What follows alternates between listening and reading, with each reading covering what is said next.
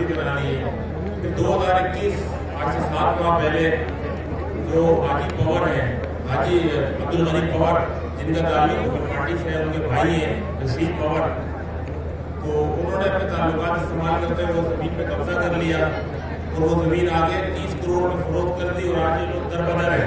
हम मकामी डीसी के पास भी गए हैं, असिस्टेंट कमिश्नर के पास गए, सबके पास गए, उल्टा हमें खौफजदा कर रहे हैं, वहाँ पे एफआईआर दे देंगे।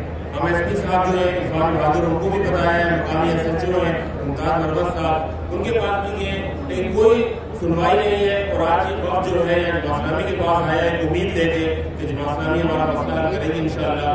तो ये हमारा मसला है, हम हाफिज साहब से भी अपील करते हैं, नजीब अयूबी साहब से भी कि ये हमारा मसला है, इसको आप टेकअप करें। और देखें पूरे कराची से लोग अब आ रहे हैं, जमात-इस्लामी उम्मीद का मरकज बन गई है।